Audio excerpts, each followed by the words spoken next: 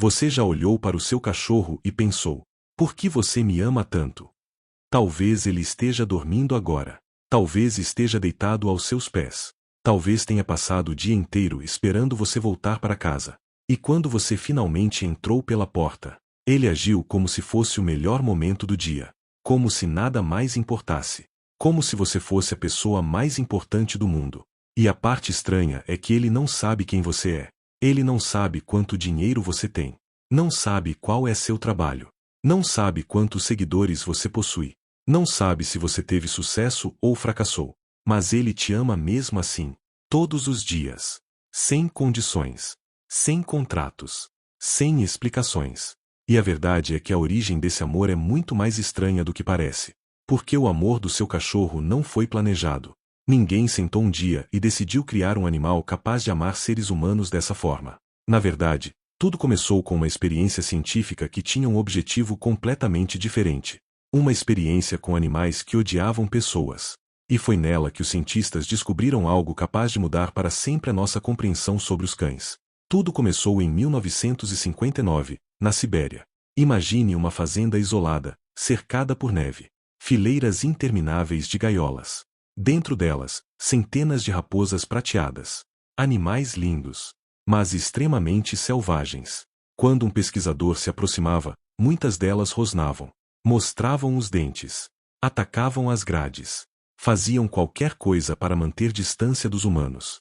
Foi nesse lugar que um biólogo chamado Dmitry Belyaev decidiu testar uma ideia que ninguém havia conseguido provar. Ele acreditava que a domesticação não acontecia porque os humanos escolhiam características específicas.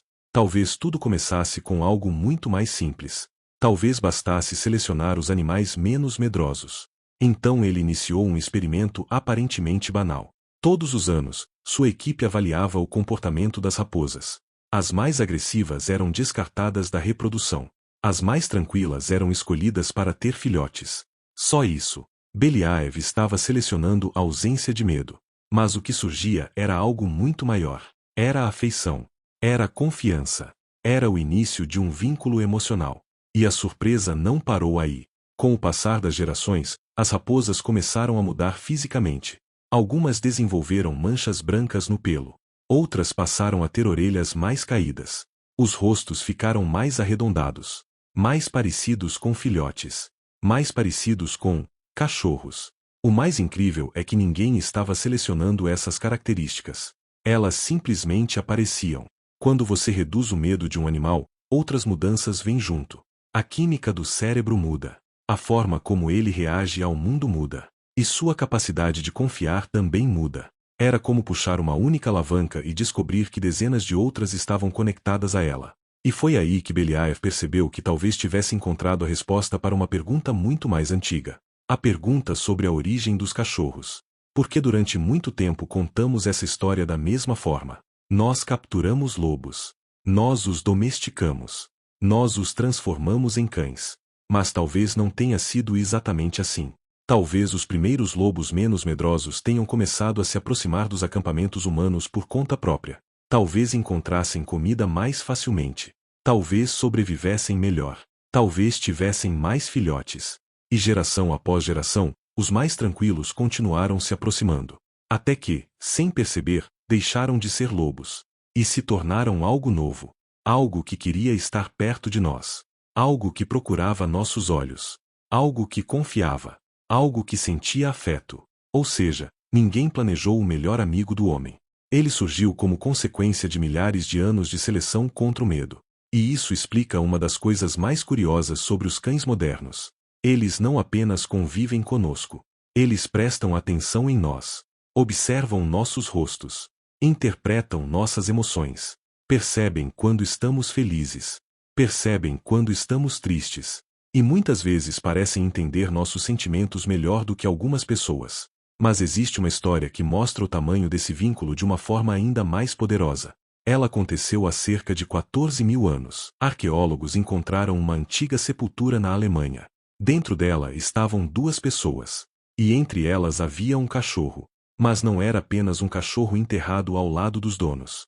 Os estudos mostraram que ele havia sofrido de uma doença grave quando era filhote. Uma doença que provavelmente o deixou fraco demais para sobreviver sozinho. Alguém precisou alimentá-lo, cuidar dele, mantê-lo aquecido, protegê-lo durante semanas, talvez meses.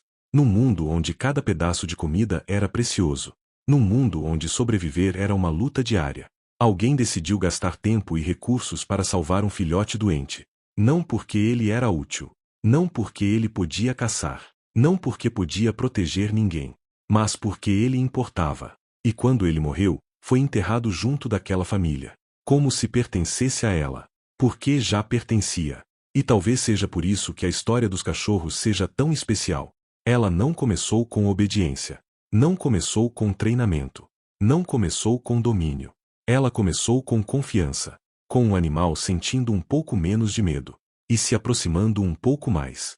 Depois outro, durante milhares de gerações, até que essa confiança se transformou em algo extraordinário. Então, hoje à noite, quando seu cachorro atravessar a sala para se deitar ao seu lado, quando ele levantar a cabeça ao ouvir seus passos, ou quando olhar para você daquele jeito que parece impossível de ignorar, lembre-se do que você está vendo. Você está olhando para o resultado de uma história que levou milhares de anos para ser escrita. Uma história construída por incontáveis animais que escolheram confiar em vez de fugir. Seu cachorro não conhece genética, não conhece evolução, não sabe nada sobre os lobos que vieram antes dele, mas cada parte dele carrega essa história. As orelhas suaves, os olhos gentis, a necessidade de estar perto de você. Tudo nasceu da mesma mudança antiga, a substituição do medo pela confiança. E talvez seja isso que torna o amor dos cachorros tão especial, porque ele não surgiu de um plano. Ele surgiu como um acidente improvável da natureza. Um acidente que atravessou milhares de anos para chegar até sua casa.